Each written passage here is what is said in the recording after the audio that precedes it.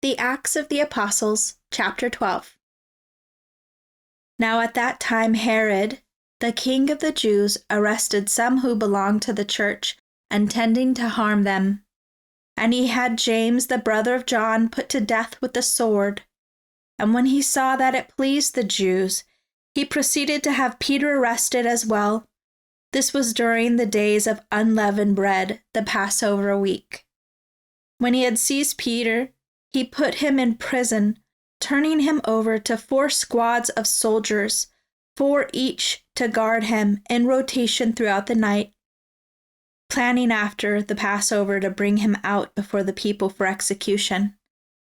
So Peter was kept in prison, but fervent and persistent in prayer for him was being made to God by the church. The very night before Herod was bringing him forward, Peter was sleeping between 2 soldiers bound with chains, and sentries were in front of the door guarding the prison. Suddenly, an angel of the Lord appeared beside him, and a light shone in the cell. The angel struck Peter's side and wakened him quickly, saying, "Get up quickly!" And the chains fell off his hands. The angel said to him, "Prepare yourself and strap on your sandals. Get ready for whatever may happen." And he did so. Then the angel told him, "Put on your robe and follow me." And Peter went out following the angel. He did not realize that what was being done by the angel was real, but he thought he was seeing a vision. And when they had passed the first guard and the second, they came to the iron gate that leads into the city. Of its own accord it swung open for them, and they went out and went along one street, and at once the angel left him. And Peter came to his senses and said, "Now I know for certain that the Lord has sent his angel and has rescued me from the hand of Herod and from all that the Jewish people were expecting to do to me." When he had realized what had happened, he went to the house of Mary, the mother of John, who was also called Mark, where many believers were gathered together and were praying continually and had been praying all night. When he knocked at the door of the gateway, a servant girl named Rhoda came to answer, recognizing Peter's voice. In her joy, she failed to open the gate, but ran in and announced that Peter was standing in front of the gateway.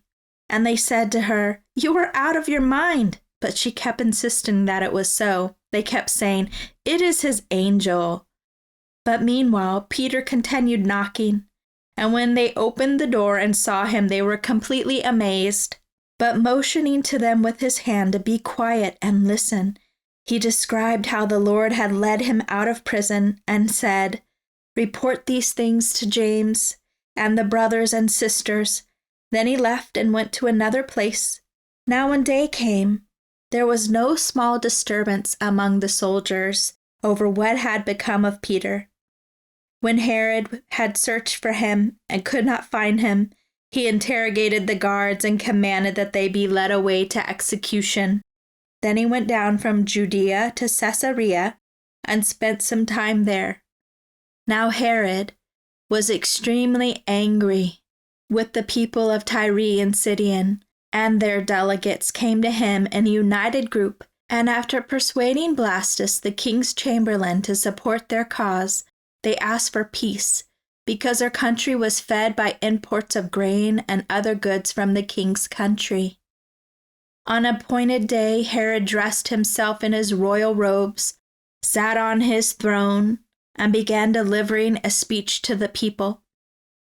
The assembled people kept shouting, "It is the voice of a god and not of a man." And at once, an angel of the Lord struck him down because he did not give God the glory, and instead permitted himself to be worshipped, and he was eaten by worms and died 5 days later.